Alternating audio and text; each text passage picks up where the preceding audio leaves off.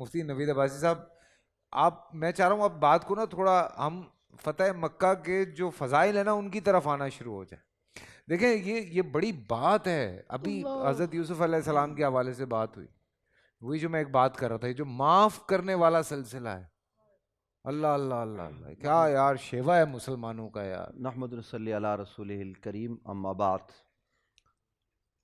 فیصل بھائی گزارش یہ ہے کہ ابھی جو آیات تلاوت ہوئی انا فتحنا لک فتحا مبینا، یہ حدیبیہ کے مقام پر ہوئی، اور اصل فتح جس دن صلح حدیبیہ ہوئی اسی دن نبی علیہ السلام کو حاصل ہو گئی تھی. سبحان اللہ. اس لیے کہ صحابہ اکرام رضوان اللہ تعالیٰ علیہم اجمعین نے اعتراض کیا تھا کہ یا رسول اللہ یہ اتنی شرائط کے ساتھ، لیکن اللہ کے نبی کی نگاہ دیکھ رہی تھی آگے، اور ان شرائط ہی کی بنیاد پر بعد میں فتح مکہ حاصل ہوئی.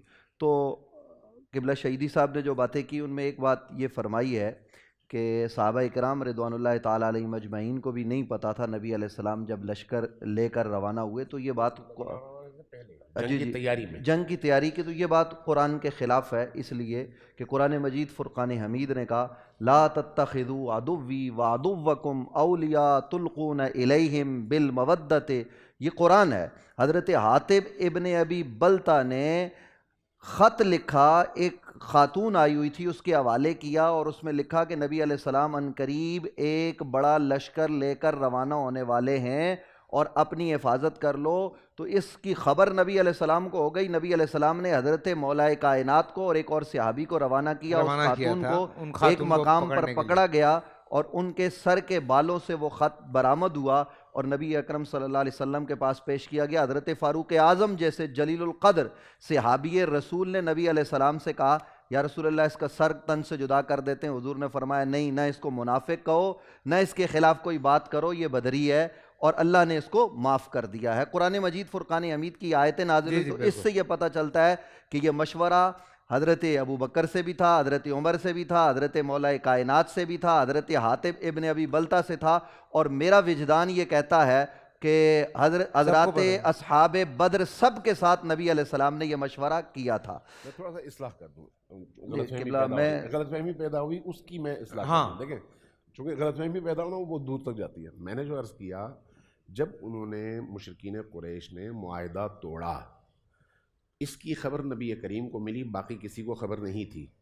اس وقت نبی کریم نے غیر محسوس طور پر سب کو حکم دیا کہ تیاری کر لو. حتیٰ حضرت عائشہ کو بھی خبر نہیں ہونے دی. حضرت عائشہ سے جب حضرت ابو بکر نے پوچھا کہ کیا ہو رہا ہے، کہا نبی کریم نے تیاری کا حکم دیا، لیکن یہ نہیں پتا کس چیز کی تیاری ہے، کس جنگ کی. اب یہ جو واقعہ ہے اس کے بعد کا ہے. جب تیاری مکمل ہو گئی تو پھر یہ آیات جو ہے اس شخص کے بارے میں ہے جس نے ادھر جاسوسی کرنے کی کوشش کی. نہیں، اس پہ بھی میں عرض کرتا ہوں کہ یہ بات بھی حضرت مولا کائنات حضرت ابو بکر صدیق دونوں کو پہلے نبی علیہ السلام نے پہلے دن، اسی دن حضرت مولا کائنات کو اور حضرت سیدنا ابو بکر صدیق کو اس بات کی خبر تھی. ٹھیک ہے، اس پر دلائل موجود ہے. خیر، تو فتح مکہ کی بات چونکہ ہو رہی ہے تو فتح مکہ یہ اسلامی تاریخ کا ایک انوکھا واقعہ. ابھی آپ نے جو انبیاء کے بول ہیں اس میں حضرت یوسف علیہ السلام کی بابت سنا کہ انہوں نے بھی اپنے بھائیوں کو کیا کیا؟ معاف کر دیا. کیسے معاف کیا؟ کہ انہوں نے کہا کہ آج کے دن تم سے کوئی جو ہے نا لا تثریب علیکم الیوم، آج کے دن میں نے تمہیں کیا کر دیا؟ معاف کر دیا. تو نبی اکرم صلی اللہ علیہ وآلہ وسلم فتح مکہ کے دن جب داخل ہوئے، جو کچھ شہیدی صاحب نے بیان کیا یہ ایسے ہی ہے، ہماری مستند ترین کتابوں میں ہے کہ جناب ابو سفیان جو اس وقت مسلمان نہیں ہوئے تھے، انہوں نے پھر اسلام قبول کیا، اور ظاہر ہے اسلام کا یہ ایک تدریجی عمل ہے، یہ آگے بڑھتا ہے.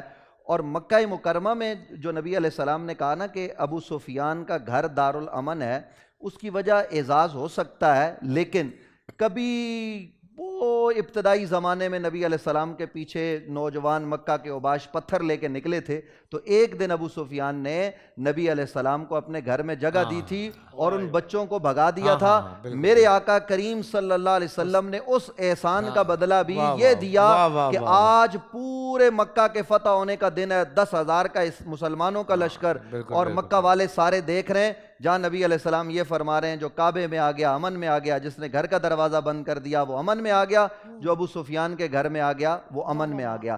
تو یہ امن کا نبی علیہ السلام نے درس دیا. اور دیکھیے نبی علیہ السلام داخل کیسے ہو رہے ہیں.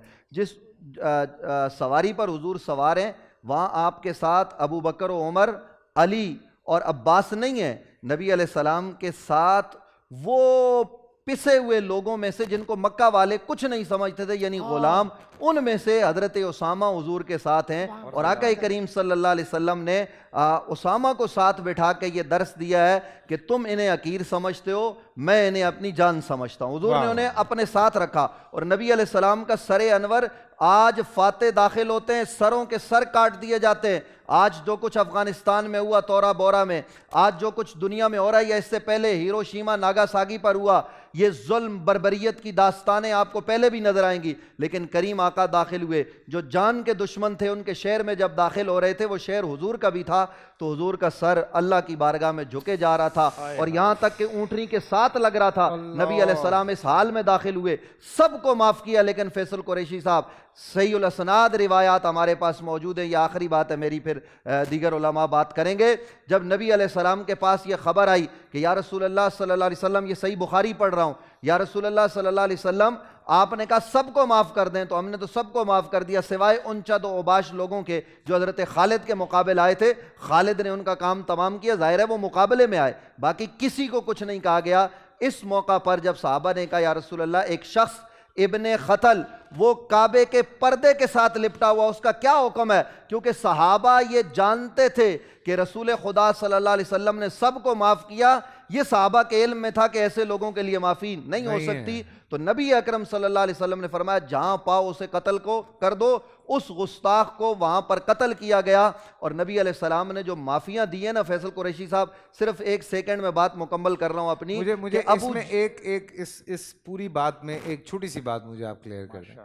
اللہ تعالیٰ سے دعا کی گئی تھی اس چیز پہ، اللہ تعالیٰ سے حضور پاک نے دعا کی تھی اس حوالے سے، جب اس شخص کو وہاں خانہ کعبہ میں قتل کرنا تھا، اس حوالے سے کوئی بات ہے میرے خیال سے، میں اگر کہیں مس کر رہا ہوں تو نہیں، اس طرح کا کچھ بھی نہیں ہے۔ نہیں، نبی اکرم صلی اللہ علیہ وسلم کو وہ جو گالیاں دیتا تھا، تو نبی اکرم اچھا، صلی اللہ علیہ وسلم کی طرف سے حضرت حسان نے جواب دیے تھے، اور ان جوابات میں یہ ہے کہ اس کی ایذا سے اللہ ہمیں بچائے گا، اور پھر وہ کیسے بچے کہ ان کو کعبۃ اللہ کے اندر قتل کر کے پیغام یہ دیا گیا کہ سب کے لیے معافی ہے، ایسے لوگوں کے لیے معافی نہیں ہو سکتی۔ اور میں آخری بات یہ کر رہا ہوں کہ ابو جہل دشمن اسلام، کوئی دو رائے نہیں ہے، سب سے بڑا بدبخت ساری کائنات میں، اگر سب سے بڑا بدبخت ہو سکتا ہے تو وہ ابو جہل ہے، اس لیے کہ وہ رسول اللہ کا دشمن ہے۔ حضور نے فرمایا یہ موسیٰ کے فرعون سے بڑا ہے۔ اس کا بیٹا وہ چلا گیا، لیکن بیوی سفارش لے کے آئی، جب واپس آئے تو آقا کریم صلی اللہ علیہ وسلم نے اکرمہ کو کھڑے ہو کر ملے، اور آپ کی چادر جو تھی، کپڑا تھا، وہ زمین پر لگا، اور نبی علیہ السلام نے اکرمہ کو معاف کیا، اور ایسی شاندار معافی دی کہ بعد میں اکرمہ نے اسلام کے لیے اپنی جان قربان کی۔ سبحان اللہ، سبحان اللہ۔ پورا سال انتظار تھا مجھے اس رمضان میں، 30 دن 6 ٹیمز، 12 کنٹیسٹنٹس، کیش کا پاؤں۔ اب گیم وہ ہوگا جسے آپ کا نہیں ہوگا، جس نے جو کرنا تھا کر لیا۔ لاکھوں عوام کو دینے کا ذمہ ان میں حصہ، شور گونجے گا ہر گلی نکڑ اور دکان، رمضان لیگ بنے گی آپ کی پہچان، نعرہ لگے گا تو پارا چڑھے گا۔ گیم شو ایسے چلے گا، رمضان لیگ، روزانہ شام 7 بجے صرف بول انٹرٹینمنٹ پر۔ بول انٹرٹینمنٹ کے شوز دیکھنے کے لیے ہمارے چینل کو سبسکرائب کریں اور بیل آئیکن پر کلک کرنا نہ بھولیں۔